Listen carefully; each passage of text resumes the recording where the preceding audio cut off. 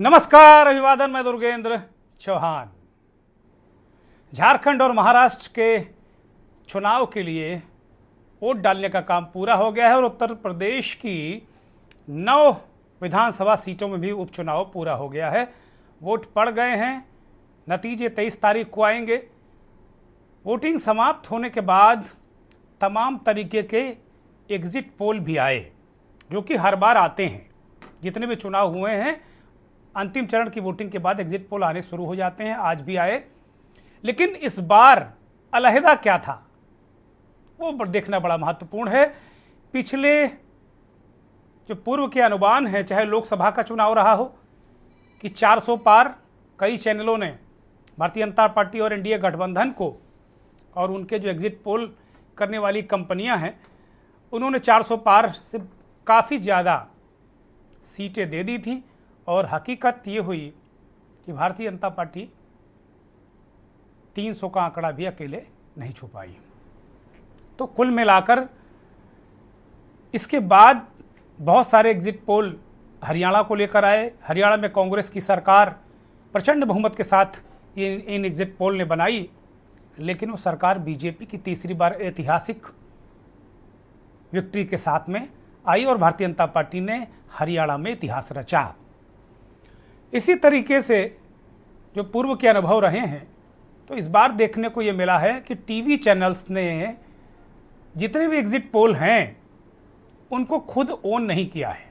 आज TV channel अपनी साख पर बट्टा बचाने के लिए वो उनके साथ कोई एग्जिट पोल नहीं आया, बल्कि विभिन्न जो पोल कंपनियां हैं उनका एग्जिट पोल आए हैं और उन एग्जिट पोल को एक महापोल में एक एवरेज निकालकर सारे टीवी चैनलों ने लगभग यही प्रस्तुत किया है। तो क्या मंथन में सवाल यही कि जो एग्जिट पोल हैं, क्या इस बार एग्जैक्ट होंगे, सही साबित होंगे? ये बड़ा सवाल।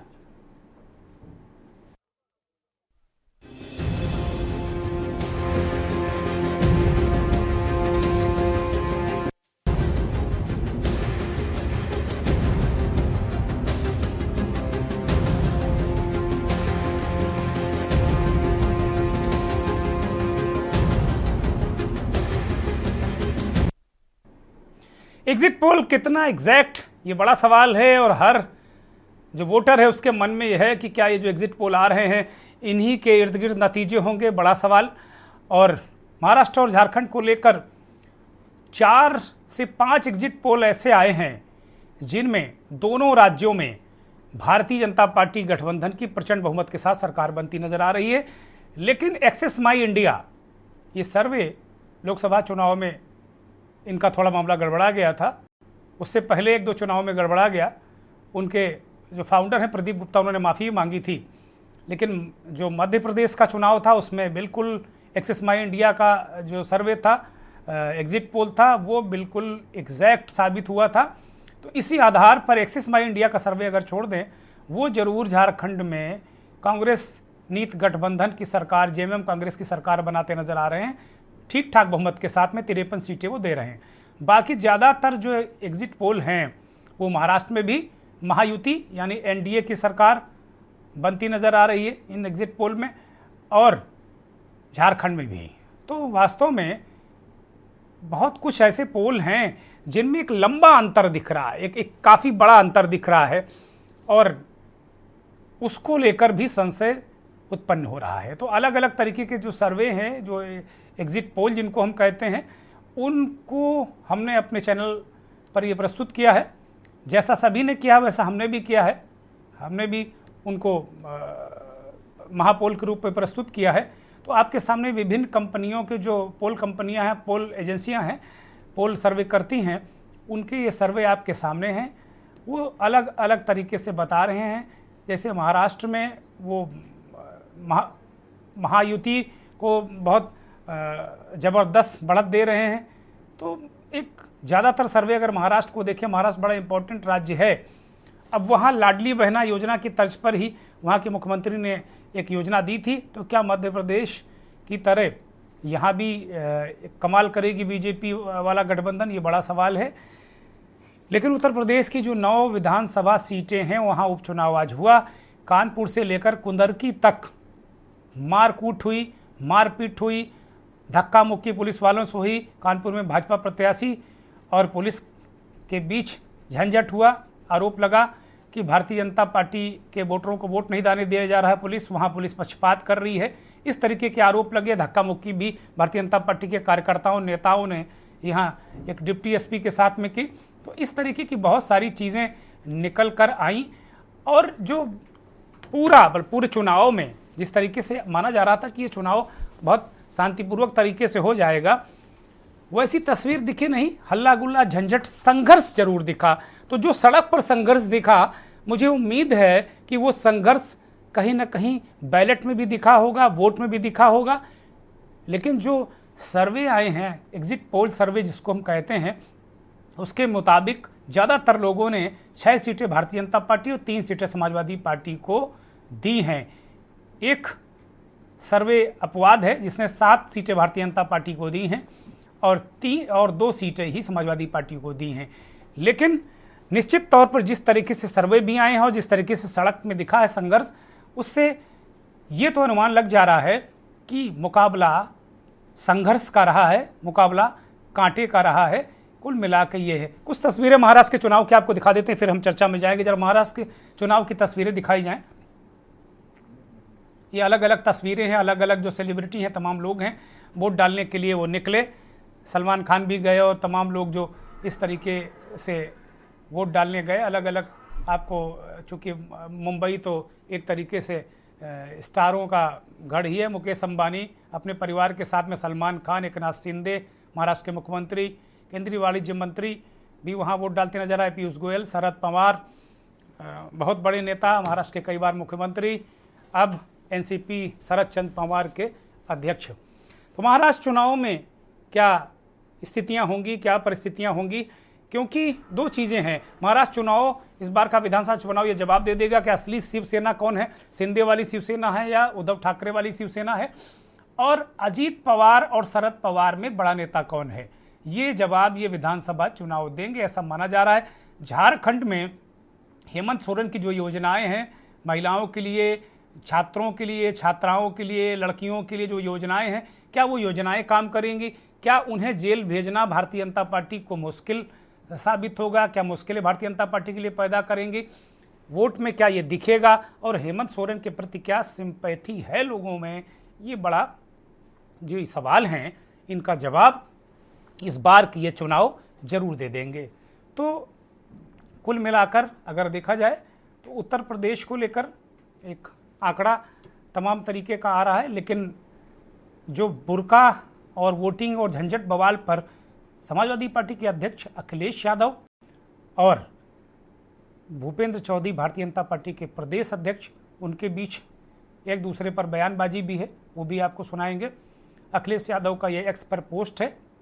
उन्होंने सुप्रीम कोर्ट को कहा है कि इसे संज्ञान में लीजिए, निष्पक्ष चुनावी प्रक्रिया को सुनिश्चित करें। चुनाव आयोग से भी उन्होंने कहा है, और उन्होंने कहा कि जो वोटर आईडी पर जो पुलिस अधिकारी वोट नहीं डालने दे जा रहे हैं उनके खिलाफ कार्रवाई की जाए। आईडी कार्ड या पहचान पत्र जांचने का पुलिस को कोई अधिकार नहीं है। चुनाव में लगे लोग जो करें। सर्वोच्च न्यायालय और निर्वाचन आयोग से अपील की थी और उन्होंने कहा कि थोड़ी देर पहले उनको वीडियो प्राप्त हुए हैं, यानी दोपहर में जब उनको वीडियो प्राप्त होंगे तब का ये एक्सपोस्ट है। तत्काल अखिलेश यादव ने संज्ञान लेने की बात की और कहा कि पुलिस चुनावी प्रक्रिया में बाधा डाल रही है। भूपेंद्र चौधरी का बयान वो भी सुनना बड़ा महत्वपूर्ण है। भाजपा अंदरूनी लड़ाई से होने वाले वोट की कमी को विपक्ष के वोटर्स को वोट न डालने दे करके पूरा करना चाहती है कि हमारे विपक्ष के लोग वोट न डालें। जो इनके खुद वोटर भाग रहे हैं, जो इनके खिलाफ वोट डालना चाहते हैं। इसीलिए आप जहां कहीं भी देखेंगे पुलिस रोक रही है, वहां बड़े पैमाने पर समाजवादी वोटर्स हैं जो इनके अपने वोटर नहीं निकल रहे हैं, जिसकी वजह से हार रहे हैं। तो उसकी कमी पूरी करने के लिए समाजवादी पार्टी के वोटर्स को भी वोट डालने नहीं दे रहे हैं। मैंने कई मौकों पर कहा और फिर कह रहा हूं मैं, हमारे लोग सारे वीडियो फोटो इकट्ठे कर रहे हैं और गड़बड़ी में जिस जो पुलिस प्रशासन लिप्त है उन लोगों के नाम और पदनाम भी हम लोग जानकारी कर रहे हैं। मैंने अपने समाजवादी साथियों से कहा है कि सारे वीडियो और फोटो इकट्ठे करें और गड़बड़ी में जो लिप्त पुलिस और प्रशासन के लोग उनके नाम और पदनाम भी जानें। किसी को भी बख्शा नहीं जाएगा। इस चुनाव का परिणाम तो हमारे पक्ष में ही आएगा, लेकिन कल को कोर्ट का फैसला इन बेईमान अधिकारियों के खिलाफ ही आएगा। पीडीए का नारा देने वाले अखिलेश यादव के लाल टोपी वाले गुंडों ने करहल में दलित समाज की बेटी की जिस प्रकार से निर्मम हत्या की है वो कहीं ना कहीं प्रदर्शित होता है। समाजवादी पार्टी के मुखिया अखिलेश यादव जी अपनी पार्टी के गुंडों को नियंत्रित रखना चाहिए, बाकी पुलिस और प्रशासन अपनी कार्रवाई करेंगे। उपचुनाव वाले क्षेत्रों में समाजवादी पार्टी ने बाहर से बुलाकर जिस प्रकार से अराजक तत्वों को बुलाकर चुनाव को प्रभावित करने की कोशिश की है वो हम सबके सामने है। जिस प्रकार से बुर्का पहनकर महिलाएं फर्जी वोटिंग कर रही हैं वो भी कहीं ना कहीं आपके सामने आया है। मैनपुरी में सैफई परिवार और अखिलेश यादव के गुंडे फिर से आतंकवाद का माहौल बनाने का प्रयास कर रहे हैं। इसे न सरकार बर्दाश्त करेगी, न भारतीय जनता पार्टी, न उत्तर प्रदेश की महान जनता। इन लोगों का कहना है कि लोगों की आईडी पुलिस चेक ना करे। ऐसा कैसे हो सकता है? फर्जी मतदान करना समाजवादी पार्टी की पहचान है। जिस प्रकार से उपचुनावों की शुचिता और पारदर्शिता को सुनिश्चित करने के लिए ये आवश्यक भी है। समाजवादी पार्टी और समाजवादी पार्टी के नेता अखिलेश यादव जी निर्वाचन आयोग पर सवाल उठाकर यह खुद और पर ही कुठाराघात कर रहे हैं कि गुंडई, अराजकता, अनिश्चितता फैलाना इनका ट्रेडमार्क है और जनता भाइयों बहनों सब समझती है। समाजवादी पार्टी की बेचैनी उनकी आउटसोर्सिंग नीति का फल है। वे फर्जी पहचान पत्र बनाकर मतदाताओं को प्रदेश में आउटसोर्सिंग कर रहे हैं। आरक्षण में भी ये धर्म विशेष को संविधान को ताक पर रखकर आउट ऑफ कॉन्टेक्स्ट जाकर आरक्षण देना चाहते हैं, जो स्वीकार्य नहीं है। समाजवादी पार्टी की तिलमिलाहट इसलिए है कि जनता इनके खिलाफ, और जनता ने समाजवादी पार्टी के जंगल राज को ठीक प्रकार से समझ और पहचान लिया। इसलिए ये निर्वाचन कार्य में जुटे अधिकारियों को अब धमकाने पर उतर आए हैं। संवैधानिक संस्थाओं को जिस प्रकार से आरोपित कर रहे हैं उससे कहीं ना कहीं इनका चरित्र ये प्रदर्शित होता है। भूपेंद्र चौधरी का बयान तो बहुत कुछ कह गया, बहुत कुछ कह रहे हैं। वो ऐसा लग रहा कि भूपेंद्र चौधरी विपक्ष में है और अखिलेश यादव सत्ता पक्ष में, और सत्ता पक्ष अखिलेश यादव है और वो इतनी ज्यादती कर रहे हैं कि भारतीय जनता पार्टी के लोग त्राही त्राही कर रहे हैं। अगर भूपेंद्र चौधरी के बयान का अगर विश्लेषण करें तो यही नजर आ रहा है। तो क्या यह स्थिति रही है क्या? कि बड़ा सवाल है उत्तर प्रदेश के उपचुनाव में। जिस तरीके से एग्जिट पोल के जो सर्वे हैं वो आए उसमें 6-3-7-2 इस तरह दिखाया जा रहा है, तो ये आंकड़ा क्या कुछ हेर फेर हो सकता है? इसमें एक अलग कुछ आंकड़े आ सकते हैं, क्योंकि एक सत्ता पक्ष का प्रदेश अध्यक्ष, जिम्मेदार व्यक्ति अगर इतनी सारी बात कहे, जब वोटिंग हो रही थी तो वो कह रहे थे कि भाई आउट ऑफ कॉन्टेक्स्ट जाकर मुसलमानों को आरक्षण देना चाहते हैं। इस बयान का क्या मतलब, इससे क्या संदेश वो देना चाहते हैं? चुनाव अधिकारियों को धमका रहे हैं, फर्जी पहचान पत्र बना रहे हैं, गुंडे उन्होंने बुला लिए हैं, पदनाम की जानकारी कर रहे हैं।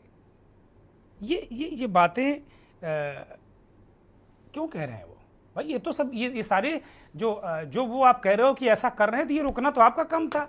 आपने रोका भी है, जगह जगह बैरिकेडिंग लगाई गई, बवाल हुआ है। और सबसे ज़्यादा अगर नाक का सवाल बना तो उत्तर प्रदेश का कानपुर का सीसामऊ विधानसभा, जिसके एमएलए को सजा हुई है। अब वो पूरे एमएलए हैं इरफान सोलंकी, जेल में बंद हैं। उनकी बीवी चुनाव में थी और सामने थे ये जो स्क्रीन पर महोदय नजर आ रहे हैं, सुरेश अवस्थी। ये तीसरी बार विधानसभा का चुनाव लड़ रहे हैं। 2 बार वो 17 और 22 का आम चुनाव लड़ चुके हैं विधानसभा का, और ये उपचुनाव लड़ रहे हैं। और ये कई जगह इस तरीके से झंझट इनसे होता नजर आया, पुलिस पर ये आरोप लगाते रहे। अमूमन ये माना जाता है कि कहीं ना कहीं इस तरीके की चीज़ें अगर सत्ता पक्ष का व्यक्ति करता है तो कुछ स्थितियां डामाडोल होती हैं। खैर, हमारे साथ आज हमने किसी पॉलिटिकल व्यक्ति को नहीं बुलाया क्योंकि अपने अपने दावे होते हैं, अपने अपने तरीके से होते हैं। तो आज जरा मैं समझना चाहता हूं कि वास्तव में ज़मीनी हकीकत क्या है और अपने दर्शकों को भी ये समझाना चाहता हूं। इन मेहमानों के जरिए हमारे साथ देश के जाने माने वरिष्ठ पत्रकार, राजनीतिक विश्लेषक जुड़ रहे हैं। आलोक त्रिपाठी, वरिष्ठ पत्रकार, उत्तर प्रदेश से हमारे साथ जुड़े हैं, बहुत स्वागत। दिनेश शर्मा, महाराष्ट्र से वरिष्ठ पत्रकार हमारे साथ जुड़े हुए हैं, आपका भी बहुत स्वागत। मनीष शर्मा हमारे साथ पॉलिटिकल एक्टिविस्ट के रूप में, विश्लेषक के रूप में हमारे साथ जुड़े हैं। मनीष शर्मा, आपका भी बहुत स्वागत।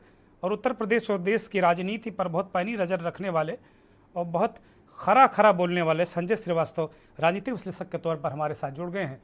संजय जी, आपका भी बहुत स्वागत, बहुत धन्यवाद।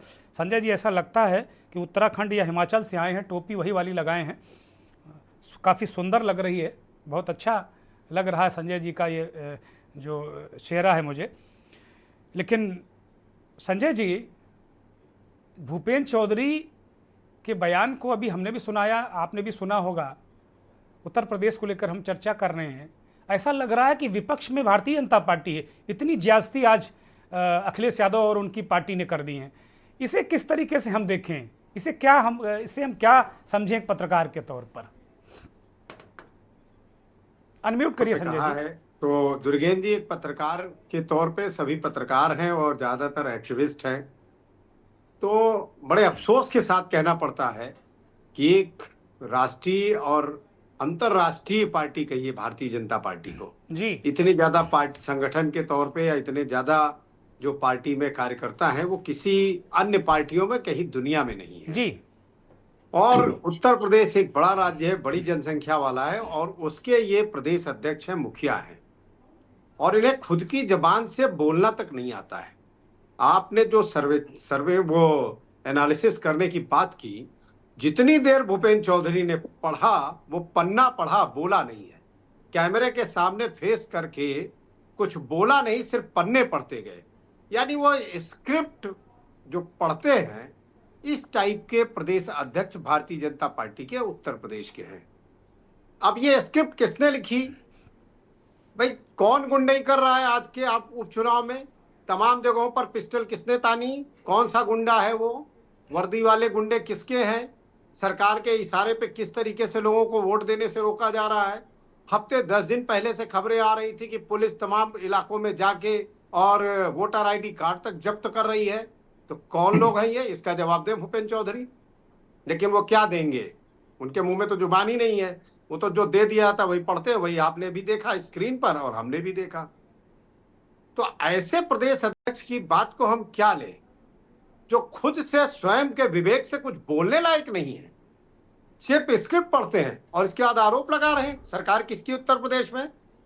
आपकी सरकार है। आप क्या कर रहे थे भाई? अगर समाजवादी पार्टी के गुंडे कहीं पे वोट डलवा रहे हैं और वो सफल हो जा रहे हैं तो आपकी सरकार और आप पे लानत है, आपकी पार्टी पे, अगर ऐसा हो रहा है प्रदेश में। तो भाई, प्रदेश में जो हुआ, जो अखिलेश यादव ने चुनाव आयोग को आज संबोधित किया और प्रेस कॉन्फ्रेंस के बाद रिटर्न में मेल किया और रिटर्न में सारी चीजें भेजी, वो तो ये है कि अराजकता भारतीय जनता पार्टी के लोग कर रहे हैं और सत्ता में बैठे सरकार के लोग कर रहे हैं। पुलिस कर रही है, लोगों को वोट नहीं डालने दे रही है। वोट ऑफ राइट का जो इस्तेमाल होना चाहिए उस पर रोक लगाई जा रही है और जिसे स्वयं चुनाव आयोग ने लिया भी गंभीरता से और 5 पुलिसकर्मी सस्पेंड भी हो गए। अब इसके कोई जवाब अगर भारतीय जनता पार्टी के पास हो उनके प्रदेश अध्यक्ष के बाद, तो उनको मीडिया के सामने आके कहना चाहिए कि क्या जवाब है इस पर। तो दुर्गेन जी, आपने देखा होगा कि उत्तर प्रदेश में पिछले 1 महीने से इन 10 सीटों के एक जो रोक दिया चुनाव मिल्कीपुर का, उसके अलावा 9 सीटों के उपचुनाव को जैसे नाक का सवाल मुख्यमंत्री ने बना रखा था। तमाम लोगों को बुला बुला के वो घर पे मिल रहे थे, हर विधानसभा के प्रधानों को, वहां के तमाम राजनीतिज्ञों को, तमाम ऐसे लोगों को जिनको जिम्मेदारी दी जा रही थी कि ये निकेन प्रकारणेन किसी भी तरीके से हमारे वोट पड़ने चाहिए और उनके वोट नहीं पड़ने चाहिए। तो इस तरीके की आप कूटनीति पर काम करेंगे लोकतंत्र के लिए क्या माहौल बना रहे हैं आप? तो इसका जवाब देना चाहिए भारतीय जनता पार्टी के लोगों को, बजाय इसके कि वो आरोप लगा रहे हैं। आरोप किस लिए लगा रहे हैं ये भी समझने वाली बात है। सिर्फ उनको हिंदू और मुसलमान करना है कि अखिलेश यादव मुसलमानों को आरक्षण दे देंगे, सिर्फ हिंदुओं को घर से बाहर निकालिए, उनका वोट ले लीजिए। आज तक मैं ये बात संजय समझ जी, नहीं इसी है। इसी इसी बात पे तो हम जाना चाहते हैं। बीच चुनाव में प्रेस कॉन्फ्रेंस करके भूपेंद्र चौधरी को कहना पड़ा हो कि अखिलेश यादव आरक्षण देने जा रहे हैं, बुर्के वालों की का वोट जबरदस्ती डलवाया जा रहा है, तो इसका संकेत क्या आ रहा है? क्या बीजेपी कहीं मैदान में कमजोर पड़ी है क्या, जो उनको ये कहना पड़ा? संजय जी, हिंदुओं से वोट की भीख मांग रहे हैं, यही कह कह के पूरी राजनीति भारतीय जनता पार्टी की इसी पर है कि मुसलमानों को टारगेट करके हिंदुओं को कोई बात कहो जिससे हिंदू यूनाइट होके हमको वोट ठीक दे है। दे। अरे हिंदू तुम्हें वोट दे रहा है, लेकिन तुम हिंदुओं के लिए कर क्या रहे हो? ये भी तो सवाल का जवाब देना कि हिंदुओं के लिए क्या कर रहे हैं। ठीक है। एक अयोध्या हार गए, अयोध्या में तमाम काम ठंडे बस्ते में चले गए। कोई भी जाके, मैं चैलेंज करता हूं, जाके देख के आइए, जहां सड़कें बन रही थी सड़कें रुक गई, नाले बन रहे थे नाले रुक गए, जो काम हो रहे थे, लाइट के काम हो रहे थे वो रुक गए, सारे काम आपने रुकवा दिए इसलिए कि हार गए आप। अरे हार से और वहां के विकास कार्यों से क्या मतलब है भाई? मंदिर का ही काम धीमा हो गया, जो 500 मजदूर काम कर रहे थे अब 300 भी नहीं कर रहे हैं। ठीक है। ऐसी पार्टी जो सिर्फ वोट देने के लिए सारी चीजें करती हो, सिर्फ हिंदू मुसलमान करके इनको वोट लेना है हिंदुओं ठीक है। का, इसके अलावा दूसरा एजेंडा क्या है? ठीक है, क्या संजय जी आते हैं हम क्या आपके पास। भूपेंद्र चौधरी ने कोई विकास की बात की कि उपचुनाव में हम किस मुद्दे पर गए? जनता से हमने किस विकास की बात की? सड़कों के गड्ढे हमने भर दिए, जल जीवन मिशन का पानी लोगों की टोटी में आ गया, क्या इस पर बात करेंगे? नौकरियां दे दी लोगों को, रोजगार मिल गया लोगों को, स्वास्थ्य ठीक है। की सेवाएं जो है CSC PSC पे दुरुस्त हो गई। नील ठीक है। बटे सन्नाटा, न पढ़ाई में, न लिखाई में, न रोजगार में, न स्वास्थ्य में, न शिक्षा में, न सड़क, न सुरक्षा। ठीक है संजय जी, मैं आता हूं, मैं आता हूं। एक बार आलोक त्रिपाठी को भी चर्चा में शामिल कर लेते हैं। आलोक त्रिपाठी, अभी तमाम एग्जिट पोल आपने भी देखे होंगे, उत्तर प्रदेश को लेकर भी एग्जिट पोल तमाम आ रहे हैं और वो ये कह रहे हैं कि 6-3, एक ऐसा हमको दिखा जो 7 और 2 कह रहा है, यानी 7 बीजेपी और 2 समाजवादी पार्टी। लेकिन जो भूपेंद्र चौधरी, अखिलेश यादव अगर तमाम आरोप लगा रहे हैं, वो कह रहे हैं कि भाई अधिकारी वोट नहीं डालने दे रहे हैं, तो वो विपक्ष के नेता हैं, मान सकते हैं वो आरोप लगा सकते हैं, लगाना उनको है। लेकिन विपक्ष के नेता जैसा आरोप तो भूपेंद्र चौधरी लगा रहे हैं और ऐसा लग रहा है मुख्यमंत्री अखिलेश यादव हो और भारतीय जनता पार्टी विक्टिम हो। ये क्या संकेत देता है? क्या पार्टी का जो वर्कर है, वोटर है, नहीं निकला क्या आज इन 9 सीटों पर? वो दिक्कत थी, उसको मोबिलाइज करने के लिए, मोटिवेट करने के लिए ये बात कही गई उनकी तरफ से दोपहर में ही। जमीनी हकीकत क्या आज इन 9 सीटों पर आपको दिखी? तमाम जगह झंझट भी हुआ है। ये कहने को भले ही हम ये कहें कि यूपी के 9 विधानसभा सीटों पे उपचुनाव हो रहे हैं और कहा जाता है कि उपचुनाव हमेशा सत्तारूढ़ दल का होता है, लेकिन अगर हम ये 9 सीटों को छोड़ के कहें तो ये 9 सीटें नहीं, पूरे यूपी का नाक का सवाल है और खासकर भारतीय जनता पार्टी के लिए और भारतीय जनता पार्टी में मुख्यमंत्री मिस्टर योगी आदित्यनाथ के लिए बहुत महत्वपूर्ण सवाल है ये 9 सीटों पर जीत हासिल करना। क्योंकि लोकसभा चुनाव के बाद से जिस तरह से दिल्ली और लखनऊ की दौड़ शुरू हुई थी और मुख्यमंत्री पद को लेकर के केशव मौर्य जी को लेकर के जिस तरह से विवाद शुरू हुआ था, वो उसी पे खत्म हुआ था कि ये एक उपचुनाव, एक मौका दिया जा रहा।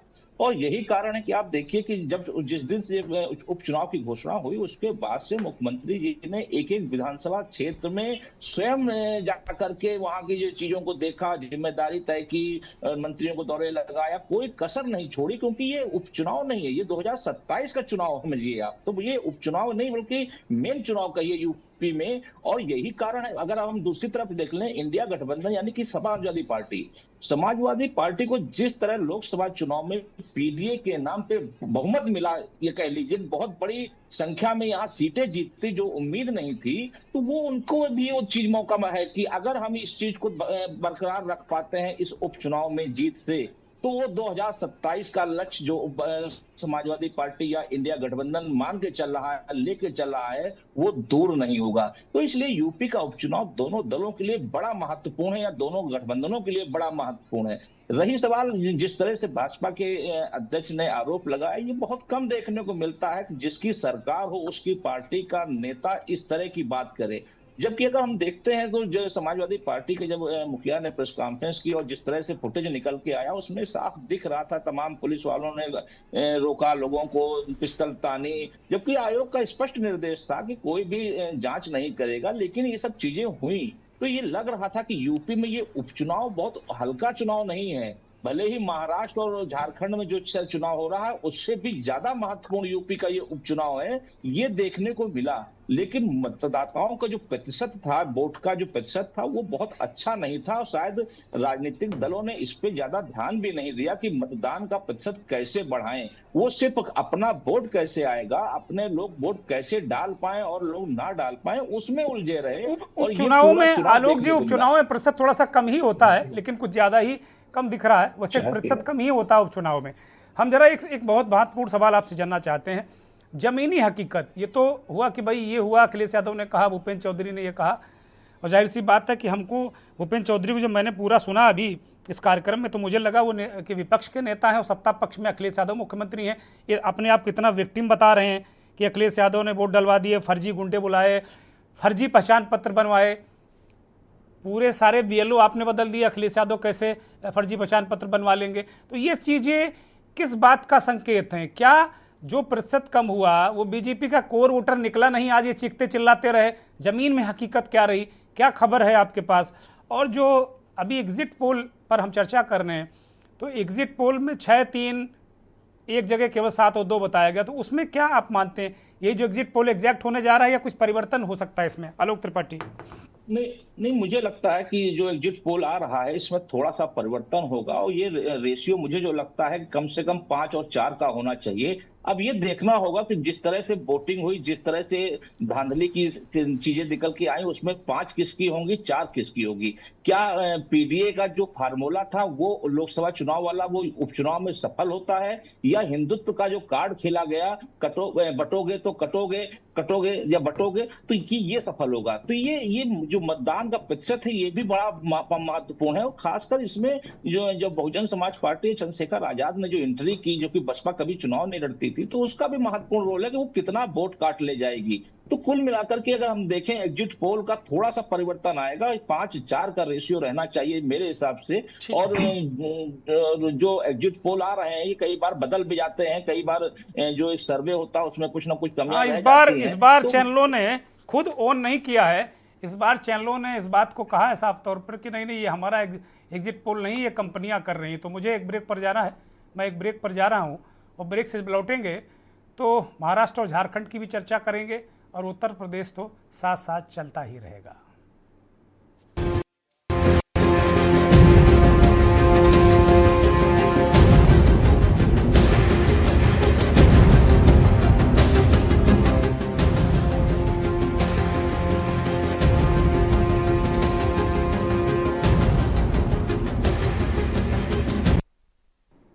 उत्तर प्रदेश का जो उपचुनाव है 9 सीटों का क्या नाक का सवाल है।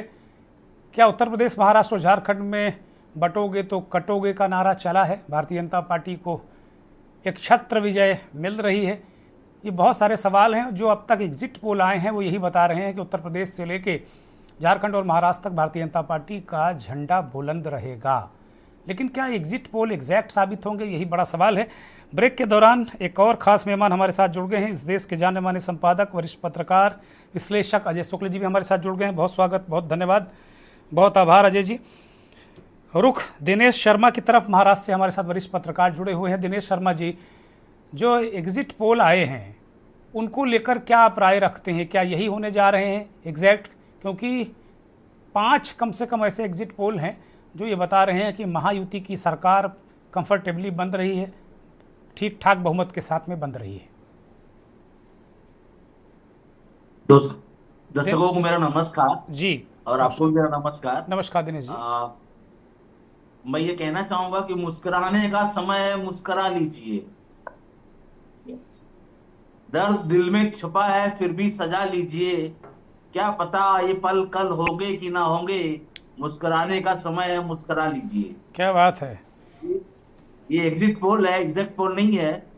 और रही बात जो अभी कंपनियां आई हैं कि टीवी चैनल बता रहे हैं कि हमारा ये पोल नहीं है, ये तो कंपनी करके दे रही है, कंपनी लोगों ने जो किया है, तो ये महाराष्ट्र में ये संभव तो नहीं लगता है, क्योंकि इस बार महाराष्ट्र में कांटे की टक्कर है, और बहुत ही कांटे की टक्कर है महाराष्ट्र में इस बार।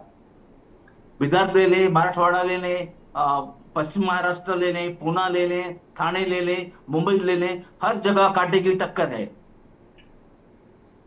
दिनेश जी, वो क्या जी। क्या क्या वो कंटेंट है जिसके तहत आप कह रहे हैं, आपके पास क्या कंटेंट है वो दर्शकों से साझा करिए कि जिसकी वजह से आप कह रहे हैं कांटे की टक्कर है।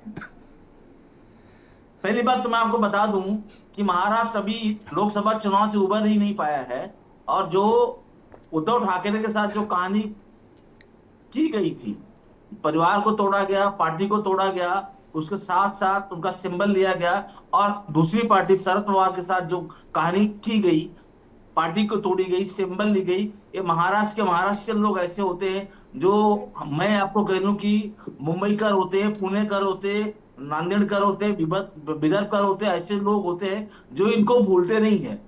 ये दिल में इस घाव को इन्होंने ताजा करके रखा हुआ है। एग्जिट पोल चाहे जो भी कह ले, लेकिन ये जहां तक मैंने भी कई जगह, मैं विदर्भ में भी जाकर आया हूँ, मराठवाड़ा जाकर के आया हूँ, और अभी मैं रत्नागिरी जाकर के आया, मैंने ये देखा है कि लोग अभी भी उद्धव ठाकरे के प्रति सहानुभूति है। लड़ाई एकदम कांटे की टक्कर की है, कितनी भी एग्जिट पोल कह ले, लेकिन आप देखेंगे तो 2-4 सीटों का फर्क हो सकता है। इसमें हो सकता है कि महाविकास आघाड़ी का फिर से जो है सरकार गठन कर ली जाए, ये मेरा कहना है। अच्छा, एक बहुत महत्वपूर्ण मुद्दा पूरे देश में आरएसएस बीजेपी की तरफ से फ्लोट किया गया, वो था मुद्दा, क्या मतलब नारा था, सबसे महत्वपूर्ण नारे के रूप में प्रस्तुत किया कि बटोगे तो कटोगे। इस नारे का महाराष्ट्र में कितना प्रभाव आप देख रहे हैं दिनेश जी? मैं आपको इस बारे में बता दूं कि पूरे महाराष्ट्र में अगर इसको देखा जाए तो 7 से 8% लोग इस मुद्दे को, इस नारे को कैरी कर रहे थे जी। कोई नेता यहाँ पे आया तो उस नारे को दोहराया नहीं।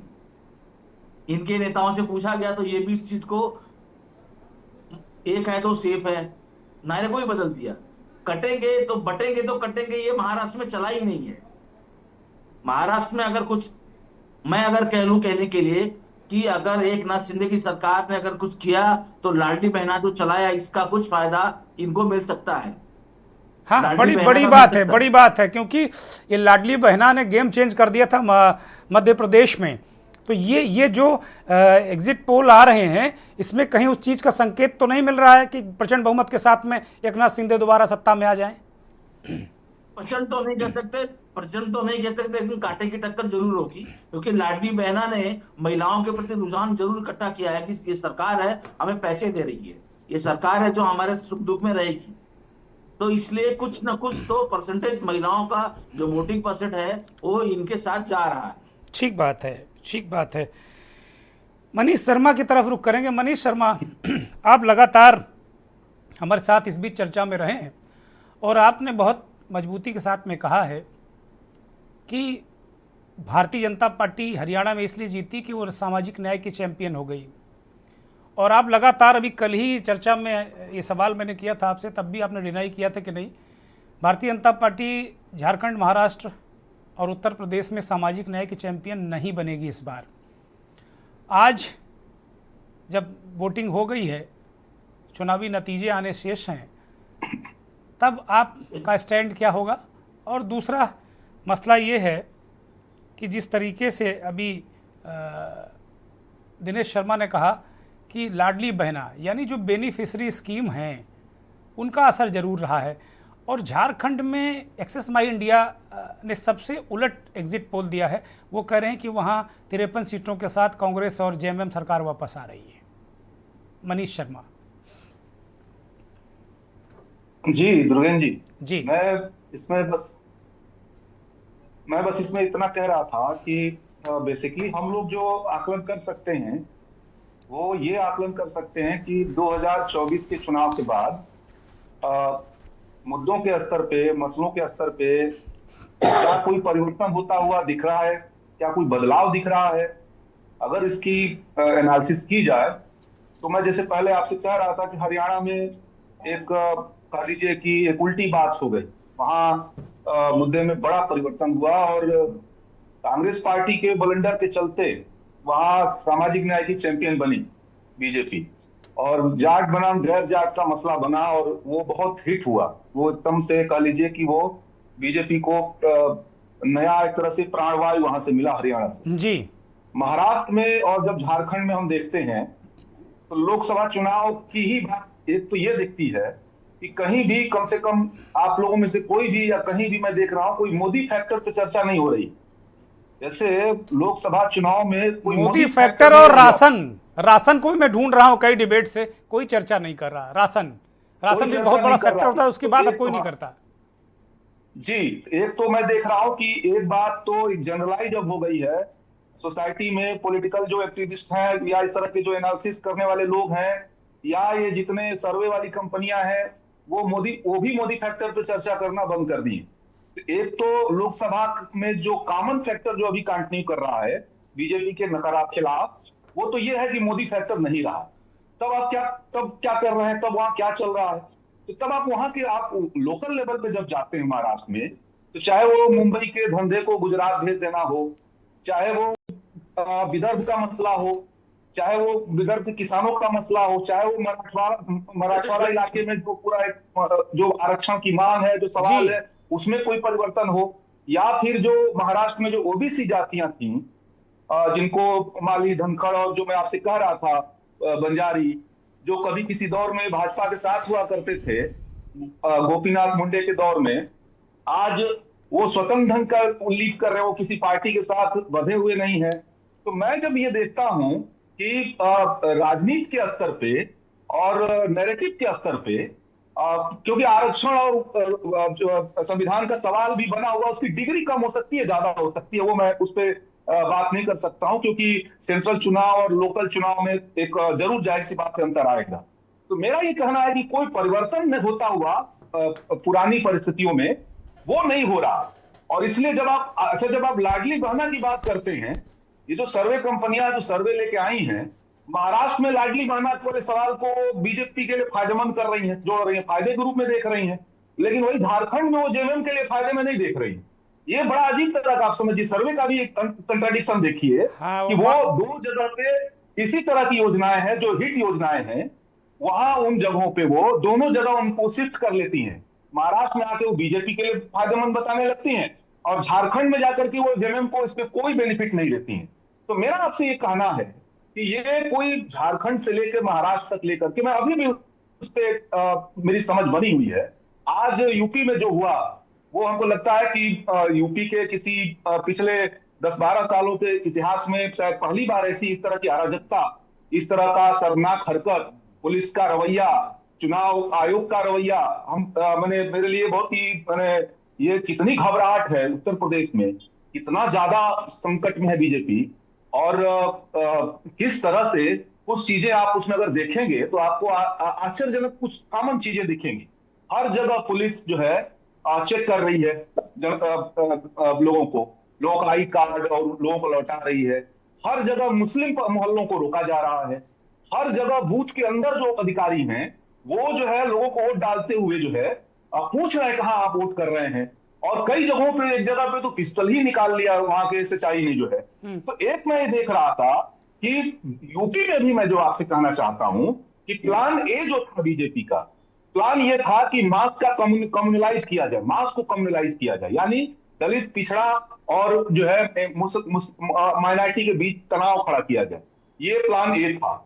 इसलिए आप देखेंगे कटेंगे तो बटेंगे ये वाला एक कैंपेन उन्होंने चलाया, यूपी से ही शुरू हुआ, वो फ्लॉप कर गया। जब वो फ्लॉप कर गया तो प्लान बी हुआ जो है वो नौकरशाही और पुलिस का इस्तेमाल करके चुनाव को अपने पक्ष में करना।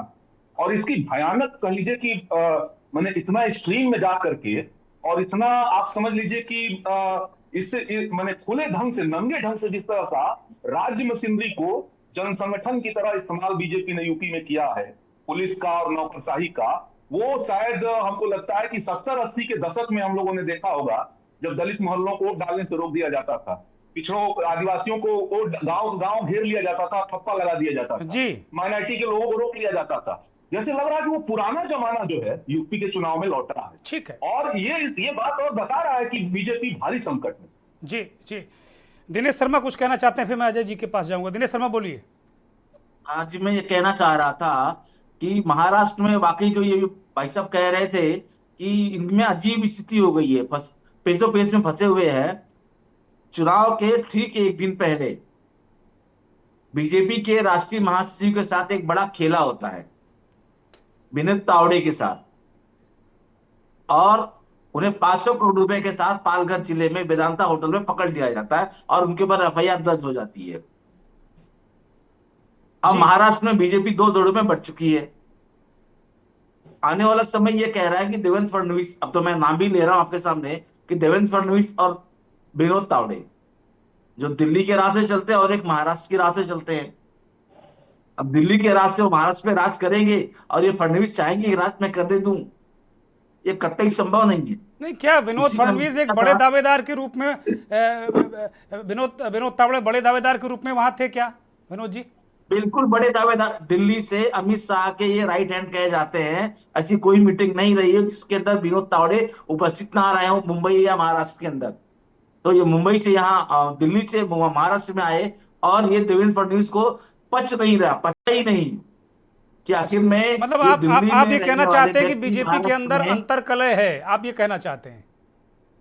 अंतर कला है, बिल्कुल एकदम जम करके अंतर कला है। इनके साथ अजित पवार नहीं है। और फडणवीस जी ने कल जो ये कार्यक्रम कराया, खुले तौर पर संजय राउत जी कह रहे थे कि खुले तौर पर उनका नाम ले रहे थे कि सीएम ऑफिस से फोन चलिए, आया, संजय राउत तो जितिन विपक्ष ठाकुर में के वो पास गया। कहेंगे, इस पर तो बहुत ज़्यादा हम नहीं कुछ कह सकते। वरिष्ठ पत्रकार हमारे साथ जुड़े हुए हैं लगातार। अजय जी आपकी तरफ रुख कर रहे हैं। एक तो अभी दिनेश शर्मा जो महाराष्ट्र के साथी हैं, वरिष्ठ पत्रकार हैं, उन्होंने बीजेपी के अंतर कलह की बात की। अगर इतना अंतर कलह है, तमाम चीज़ें हैं, तो जो एग्जिट पोल हैं तो बिल्कुल झुआ भर के सीटें महायुति को दे रहे हैं। झारखंड में भी बिल्कुल सुपड़ा साफ कर रहे हैं इंडिया गठबंधन का। उत्तर प्रदेश में भी बिल्कुल ऐसा लग रहा है कि भगवा पूरी तरीके से उपचुनाव में फहरा गया है। तो एक जर्नलिस्ट, एक संपादक के रूप में आपने क्या देखा, क्या समझा, जरा दर्शकों को बताइए आप। देखिए, मैं एक तो दुर्गेश जी कहूंगा, यूपी से ही शुरू करता हूँ जी। कि यूपी में जो मैंने देखा अपने 31 साल के पत्रकारिता के कैरियर में, मैंने कभी नहीं इस तरह की स्थिति देखी थी जी। और ये दुर्भाग्यपूर्ण है लोकतंत्र के लिए, संविधान के लिए, हमारे देश के लिए। इस तरह से, जिस तरह से निर्लज्ज हो करके ये किया जा रहा था, वो अपने आप में शर्मनाक है। मेरा चूंकि नेटिव प्लेस कानपुर है और सीसामऊ विधानसभा क्षेत्र ही है, तो मैं तमाम सारे परिवार के लोग वोट डालने गए थे। मैंने उनसे पूछा, पता किया कि क्या है, कितना क्या है, तो उन्होंने बताया कि हाँ, अब चूंकि हमारे परिवार में भी कई सारे लोग बीजेपी को वोट देते हैं जी। तो स्वाभाविक सी बात है उन्होंने इस पर नाराजगी जाहिर की। उन्होंने दुख व्यक्त किया कि ये हालत हो गई है पार्टी की कि अब, अरे आप अपने बूते ही लड़ते, हम लोग खड़े थे, लोगों का कहना था, लेकिन इस कारण से इतनी नाराजगी थी कि लोग दुखी थे इस घटना से। जी। यह निश्चित रूप से एक शर्मनाक है और इस कारण से जिस तरह मशीनरी का इस्तेमाल हुआ है, निश्चित रूप से बीजेपी कहीं ना कहीं यूपी में एज में आई जाएगी, क्योंकि कुछ प्रशासनिक अधिकारियों से भी बात हुई, पुलिस के अफसरों से भी बात हुई, तो यही हालात लग रहे हैं, क्योंकि सबने पूरी ताकत लगाई है, पैसा भी खर्च हुआ है। तो इसलिए एक तो यूपी को मैं इसी पे खत्म करता हूं। जी। महाराष्ट्र की स्थिति पे मैं आता हूं। मैं दिनेश जी से काफी हद तक सहमत हूं और सहमत हूं मनीष जी से। और स्वाभाविक सी बात है कि वहां पर 2-3 चीजें, अभी भी सिंपैथी का रुख है उद्धव ठाकरे के प्रति। कहीं ना कहीं संविधान अभी भी मुद्दा है और यह मुद्दा है जो राहुल गांधी ने बार बार यह उठाया कि हम जो आरक्षण की सीमा है वो बढ़ाएंगे और तमाम वर्ग को जो नाइंसाफी हो रही है उसको करेंगे, वो कन्वे करता है। फिर विदर्भ में किसानों का यदि आप रुख देखेंगे, विदर्भ कांग्रेस के लिए पॉजिटिव रहा है जी। और विदर्भ में यदि देखेंगे तो वहां पर आपको दिखता है कि किसान जिस तरह से पीड़ित है, वो किसान का दर्द वहां समझ में आता है। सबसे ज्यादा किसान वहां पर आत्महत्या करता है। इसके बाद आप यदि जाएंगे पश्चिमी महाराष्ट्र में, वहां पर तो बीजेपी थोड़ा सा एज में नजर आती है, लेकिन इसके बाद में वो ना तो बहुत अच्छी स्थिति में नजर आती है कोंकण और मुंबई के क्षेत्र के आसपास में, वो थाने में थोड़ा सा अच्छा है, और थाने में बीजेपी इसलिए नहीं अच्छी है, या शिवसेना शिंदे इसलिए नहीं अच्छी, शिंदे का जो अपना थोड़ा सा प्रभाव वाला क्षेत्र है उस कारण से ठीक है, बाकी में उसका असर कहीं ना कहीं उद्धव के प्रति बेहतर जा रहा है जी। इधर आप आ जाएंगे, राहुल गांधी ने जो अडानी का मसला और तिजोरी खोल के जो किया है उसका बड़ा इंपैक्ट पड़ा है, और वहां से जो इंडस्ट्री गई है, जिस तरीके से गुजरात में शिफ्ट हुई है, वो बहुत बड़ा कारण बन रहा है, क्योंकि यूथ बहुत बड़ी तादाद में रोजगार और दूसरी चीजों को लेकर के परेशान है। इसके बाद यदि हम बात करते हैं मराठवाड़ा की, तो मराठवाड़ा अस्मिता का रहा जी। और मराठवाड़ा में जब शरद पवार और उद्धव ठाकरे एक साथ हैं तो निश्चित रूप से बड़ा वोट बैंक उन्हीं के साथ खड़ा दिखाई देता है। इसलिए मुझे लगता है कि महाराष्ट्र में जो एग्जिट पोल आ रहे हैं वो मेरी समझ से परे हैं, मैं उन्हें नहीं समझ पा रहा हूं कि किस आधार पे किया गया। इसके बाद में मैं झारखंड आ जाता हूं। झारखंड में आप देखिए, चाहे संथाल परगना और जहां पर इन्होंने घुसपैठिया और सारी बात की, आप पूरे चुनाव में देखिए आदिवासी और मुसलमान एक साथ खड़ा जी। 28% आदिवासी है और करीब 11-12% के आसपास मुसलमान जी। तो यह एक इंटैक्ट सा वोट, और वहां पर जो आप आदिवासियों में नेता की बात करेंगे तो आदिवासियों के नेता का मतलब शिबू सोरेन ही होता है, उन्हें वही दिखाई देता है, उसके अलावा नहीं दिखाई देता जी। बाकी थोड़ा बहुत इधर उधर वोट बटता है, लेकिन बहुत छोटी तादाद में। तो ऐसी स्थिति में, और जो हेमंत सोरेन को अरेस्ट किया गया था वो सिंपैथी, जो हाई कोर्ट का ऑर्डर था उनके पक्ष में, जिसने कह दिया था कि कोई है ही नहीं, इस बात ने बहुत बड़ा इंपैक्ट की निर्दोष किया गया, तो ये एक बड़ा इंपैक्ट छोड़ रहा है। इसके बाद में रही बात जो आते हैं यूपी और बात करें बिहार और उधर से जो बाहर के लोग हैं, उनकी संख्या भी करीब 10 से 11% के आसपास, वो आबादी थोड़ा सा बीजेपी को प्रो है, लेकिन इस बार रांची में बहुत कड़ा मुकाबला है, और जिस तरीके से मांझी को खड़ा किया है जी, वो एक बड़ा इंपैक्ट छोड़ रही है। और उसके बाद में यदि आप देखेंगे बाकी जो मुद्दे हैं, जिस तरीके से कहा मनीष ने कि महतारी योजना का वहां पर जो लाभ मिलेगा वो वैसे ही लाभ मिलेगा जैसा हम दिनेश जी किसी ने कहा था कि उसका लाभ वहां पर मिलता दिख रहा है। दिनेश जी ने ही कहा था, दिनेश जी ने कहा जी। हाँ, तो शिंदे को यदि उसका थोड़ा सा लाभ मिलता है तो इसी तरीके से लाभ यहाँ उन्हें मिलता है, तो ये एक बड़ी चीज है। इसलिए मुझे लग रहा है कि वहां पर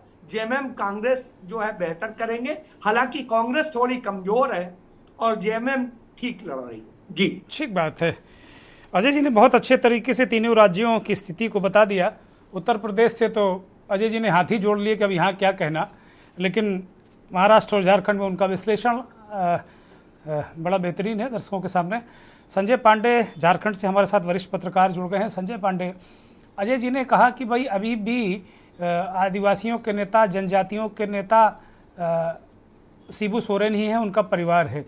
चंपई सोरेन फैक्टर, जो आनंद फानन चंपई जी को उधर ले जाया गया, हेमंता विश्व शर्मा जी उसमें बड़ी भूमिका में रहे, और बाबूलाल मरांडी, ये दो बड़े नेता हैं उनके पास। चंपई सोरेन शिबू सोरेन के ही बहुत करीबी माने जाते हैं। बाबूलाल मरांडी अपने आप में बहुत पुराने नेता हैं और बीजेपी के कोर नेता हैं।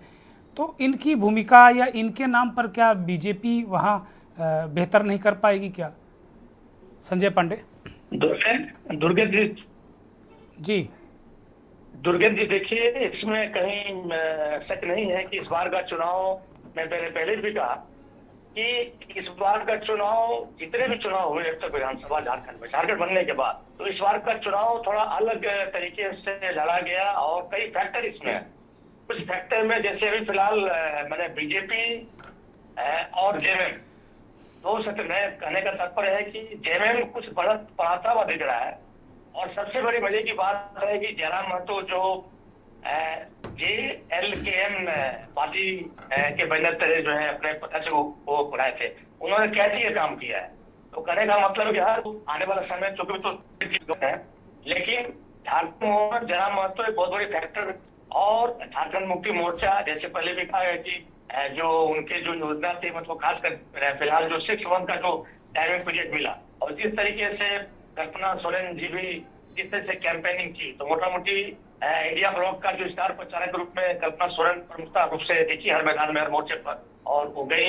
वही दूसरी ओर बीजेपी ने भी पूरी शक्ति लगाई, मतलब कहने का तात्पर्य है, इधर रांची आप देख लीजिए, रांची का सीट भी बहुत है, जो अभी जो सर्वे में कई बातें सामने आ रही है, तो रांची का सीट भी यदि बीजेपी नहीं बचा पाई, वहां जैसे मोहा मांझी जी बढ़त बढ़ाते हुए दिख रही है रांची में, और वहां रोड शो भी हुआ, तो कहने का मतलब है मुझे लगता है कि झारखंड गेम चेंजर होने वाला है, और परिणाम जो है निश्चित रूप से अभी तक जो भी आया है एब्सोल्यूट में, लेकिन कहीं ना कहीं एमएम थोड़ी बढ़त बढ़ाते हुए दिख रहा है, एनडीए भी, लेकिन इसमें फैक्टर हुई जयराम महतो जी का क्या कमाल दिखा, और आने वाला समय मुझे लगता है कि दिल्ली में ही संजय पांडे, महतो किसका नुकसान कर रहे हैं ज्यादा, ये जरा बताइए।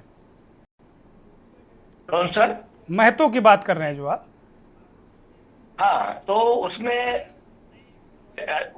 अपने बेल्ट में जहाँ जो जयराम महतो जी, तो उनकी स्थिति तो अच्छी मानी जा रही है, लेकिन उनके जो प्रत्याशी थे जो अपने बेल्ट में, तो वो नहीं भी जीते तो कटिंग जो है, मतलब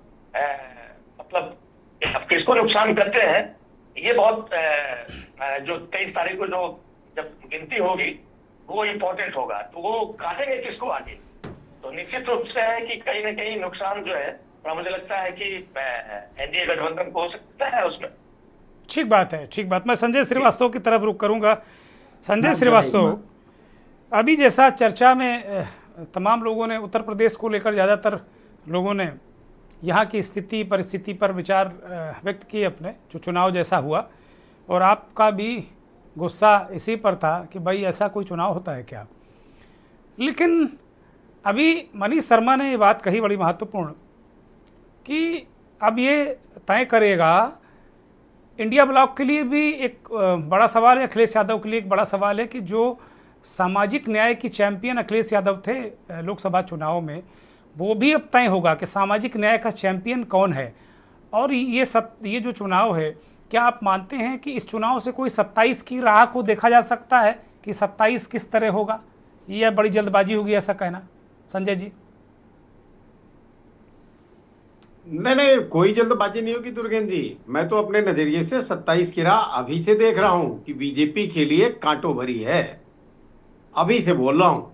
और ये चुनाव चूंकि सत्ता का चुनाव होता है, उस चुनाव सभी सहमत होंगे कि इसमें सत्ता ने साम दाम दंड भेद कुछ भी बचाया नहीं, सब कुछ योगी आदित्यनाथ की साख पर लगा हुआ था, इसलिए उन्होंने सब कुछ किया। अब वो किसी के ठीकरा फोड़ने की तरह से भूपेंद्र चौधरी को स्क्रिप्ट लिख के दे दी गई, और वो आके पढ़ के चले गए कि नहीं साहब, ये तो सब कुछ गलती समाजवादी पार्टी की है, इन्होंने तो सब जगह बिल्कुल पूरा चुनाव ही लूट लिया है। तो अपनी खींच मिटा रहे हैं वो उत्तर प्रदेश में। और सच बात यह है कि इन्हें कोई वोट नहीं देना चाहता। इनसे ये पूछे ना, मैंने तो सवाल उठाए कि पानी, बिजली, सड़क, सुरक्षा, शिक्षा, इन सब के लिए इन्होंने किया क्या? क्या गड्ढे भर गए? क्या शिक्षा में लोगों को शिक्षा कायदे से मिल रही है? क्या सीएससी पीएससी पे किसी का इलाज हो रहा है? झुआ भर मेडिकल कॉलेज खोल दिए, आज भी लोग या तो पीजीआई या फिर जो है वो मेडिकल कॉलेज लखनऊ ही भाग रहा है, हर आदमी बहराइच से लेके सुल्तानपुर और बनारस से। कहाँ इलाज हो रहा है? Sanjay ji, law and order के तो चैंपियन है सरकार, ये उसके नाम पर तो लोग वोट दे रहे हैं। फर्जीवाड़े और हिंदू मुसलमान दो ही चीज है। मैंने अयोध्या का उदाहरण दिया क्योंकि मैं 2 दिन वहां भी रह के आया, और अजय शुक्ला जी ने सारी बातें कह दी झारखंड और महाराष्ट्र को लेके कि क्या स्थितियां। मैं भी गया संजय भाई के साथ, मैं भी महाराष्ट्र में 7-8 विधानसभा चुनाव क्षेत्रों में गया, झारखंड में भी 4-5 दिन रहा, तो सारे हालात किसी से छिपे नहीं है। देखिए, अब मोदी फैक्टर खत्म हो गया, जैसा अभी किसी ने कहा, कहीं मोदी की बात, मोदी की रैली, मोदी का रोड शो, ये सब कहीं चल रहा है? कुछ नहीं चल रहा है। ठीक है, सीधी बात यह है कि ये हिंदू मुसलमान और इस तरह से बांटने की बात करके कटोगे बटोगे ये सब ना करें तो इनको हिंदू भी वोट देने वाला नहीं दिख रहा है, और दलित पिछड़े सब इनसे किनारा काट रहे हैं। ठीक है, ठीक है संजय जी, थैंक यू। बस एक छोटी सी टिप्पणी आलोक त्रिपाठी से। आलोक त्रिपाठी, इस चुनाव के बाद क्या कोई राजनीतिक हलचल देख रहे हैं उत्तर प्रदेश में आप? बहुत कट टू कट, जो मेरे पास बस 30 सेकंड है जी। बिल्कुल बिल्कुल होगी। ये मैंने कहा ना कि ये 9 सीटों का उपचुनाव नहीं, ये फाइनल समझिए। जो इसका परिणाम समाजवादी पार्टी से लेकर भारतीय जनता पार्टी के और प्लस मुख्यमंत्री सभी जगह पड़ेगा, जो भी परिणाम आए। ठीक है मनीष शर्मा, महत्वपूर्ण महाराष्ट्र है या झारखंड जीतना, विपक्ष के लिए भी विपक्ष के लिए? नहीं, मैं तो इसको, हालांकि ये ज्यादा चर्चा जनरली लोग मानते हैं कि महाराष्ट्र का है, लेकिन मैं इसको ऐसे नहीं देखता। मुझको लगता है कि ये दोनों राज्य जो है अलग अलग संदर्भों से उतने ही महत्वपूर्ण हैं, और दोनों की हार जीत का असर दोनों पे पड़ेगा, इसमें कोई किंतु परंतु नहीं।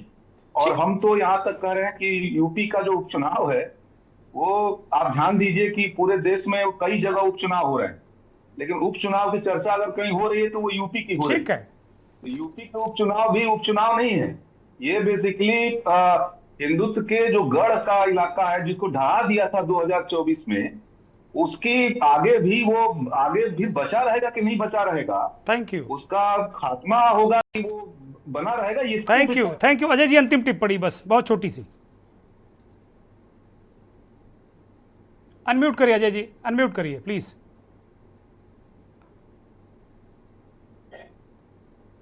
मुझे लगता है कि जिस तरह का माहौल है, उत्तर प्रदेश का चुनाव निश्चित रूप से यह संदेश देगा, एक सिंपैथी भी देगा।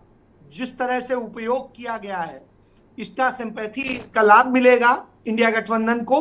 और दूसरी तरफ बाकी राज्यों में यदि आप देखेंगे, वहां पर एक माहौल बिल्कुल बदला हुआ है। निश्चित रूप से एग्जिट पोल उससे मैच नहीं करता है जी। बहुत शुक्रिया, धन्यवाद अजय जी, धन्यवाद मनीष शर्मा, आलोक त्रिपाठी, दिनेश शर्मा, संजय श्रीवास्तव और संजय पांडे, आपका धन्यवाद।